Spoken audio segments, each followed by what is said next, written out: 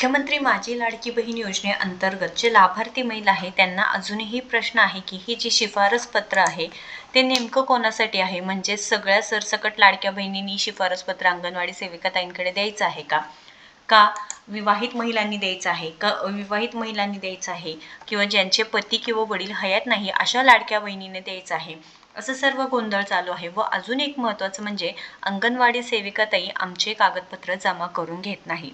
तर लाडक्या बहिणींनो, तुम्ही पाहू शकता EKYC संदर्भात हा GR निघालेला आहे. मुख्यमंत्री माझी लाडकी बहीण या योजनेअंतर्गत पात्र लाभार्थी महिलांनी पडताळणी आणि प्रमाणीकरण करण्यासाठी EKYC माध्यमातून आधार ऑथेंटिकेशन करण्याबाबत. तर हा GR निघालेला आहे व त्यामध्ये स्पष्टपणे सांगितलेलं आहे, तुम्ही पाहू शकता.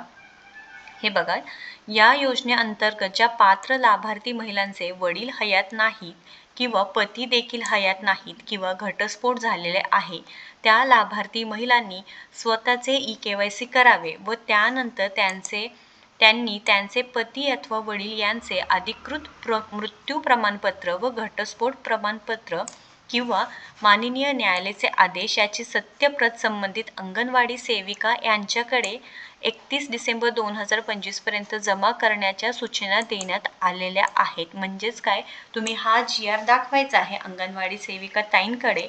अंगणवाडी सेविकाताईंना हे दाखवा की हा GR म्हणजे महाराष्ट्र शासनाने काढलेला GR आहे, कोणतीही फेक माहिती नाही किंवा आपल्या स्वतःच्या मनाने दिलेलं नाही.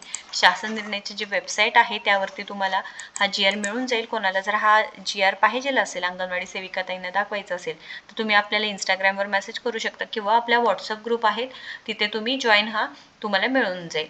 तर किंवा मेसेज करा. अशा प्रकारे तुम्ही काय करू शकता, मुख्यमंत्री माझी लाडकी बहीण या योजनेअंतर्गत जे पात्र लाभार्थी आहे त्यांना जी महिलांची पडताळणी आणि प्रमाणीकरण करण्यासाठी EKYC माध्यमातून आधार ऑथेंटिकेशन करायचीच आहे व त्यात मुदतवाढ सुद्धा 31 डिसेंबर 2025 देण्यात आलेली आहे व इथे अंगणवाडी सेविका यांच्याकडे जमा करण्यासुद्धा सांगितलेलं आहे.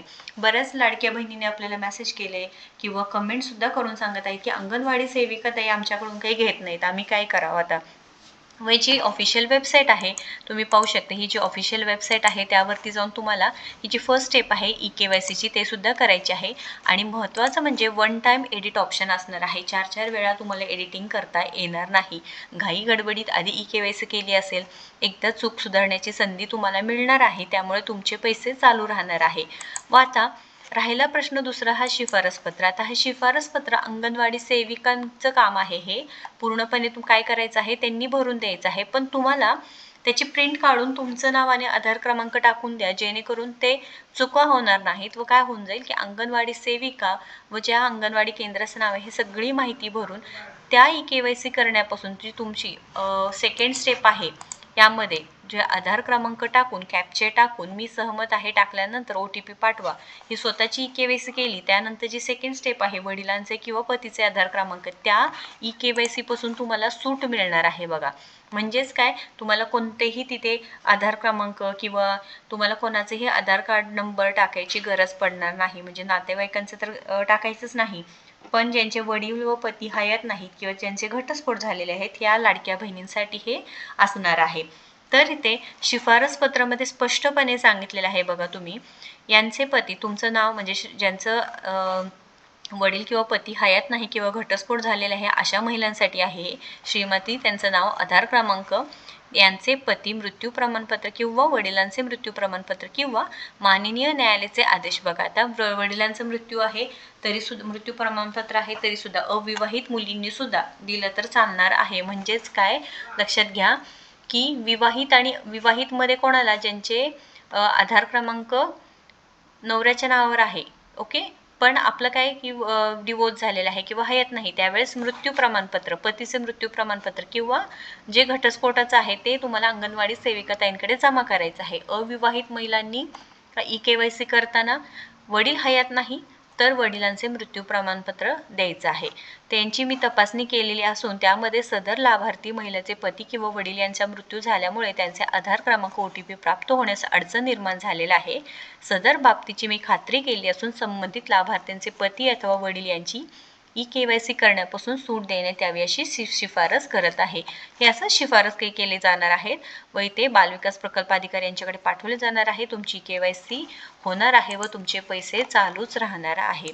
त्या लाडक्या बहिणींनो अत्यंत महत्त्वपूर्ण अपडेट असणार आहे. अजूनही KYC केली नसेल, आता असं वाटत असेल पुन्हा एकदा मुदतवाढ होईल, असं होईल तसं होईल, पण नाही, शक्यता फार कमी आहे कारण ऑलरेडी मुदतवाढ करण्यात आलेली आहे. पण सरकारकडे अजूनही एक विनंती आहे, ज्या एकल महिला आहे, ज्यांचे पती किंवा वडील बेपत्ता आहे, अशा लाडक्या बहिणींचा सुद्धा तुम्ही थोडा विचार करायचा आहे. त्यांनी कोणाचे कागदपत्र जमा करायचे किंवा कोणत्या नावाने KYC करायची आहे. अशा प्रकारे जर झालं तर काय होईल की जवळजवळ ज्या लाडक्या बहिणी पात्र आहेत त्या सुद्धा अपात्र होतील व त्यांचे पैसे बंद होणार आहेत. ते जरी अपात्र नसले तरी, म्हणजे सर्व निकष पाळून त्यांनी अर्ज केले, आत्तापर्यंत सगळे हप्ते चालू आहे, पण KYC साठी त्यांना कोणतेही कागदपत्र जमा करण्यास म्हणजे कोणते करायचे समजत नसल्यामुळे नक्कीच सरकारने याकडे लक्ष द्यायचं आहे. तुम्ही सुद्धा तुमचा इथे मुद्दा मांडायचा आहे, कमेंटमध्ये सांगायचं आहे की तुम्हाला पण हाच प्रॉब्लेम येत आहे का. तर जसं पती किंवा वडील हयात नाही म्हणून इथे ऑप्शन दिलेलं आहे, तसे एकल महिलांना सुद्धा ऑप्शन द्यायचं आहे, जेणेकरून अशा लाडक्या बहिणींची सुद्धा जे काही हप्ता आहे तो बंद होणार नाही. महत्त्वपूर्ण अपडेट असल्यामुळे आपल्या लाडक्या बहिणींना नक्कीच शेअर करा. कोणाला शिफारसपत्र पाहिजे आहे किंवा GR पाहिजे आहे तर आपल्याला इंस्टाग्रामवर तुम्ही फॉलो करून मेसेज करू शकता, तुम्हाला मी डायरेक्ट पाठवणार आहे. महत्त्वपूर्ण माहिती शेअर करा व अशाच महत्त्वपूर्ण माहितीसाठी आपल्याला फॉलो व सबस्क्राईब करा.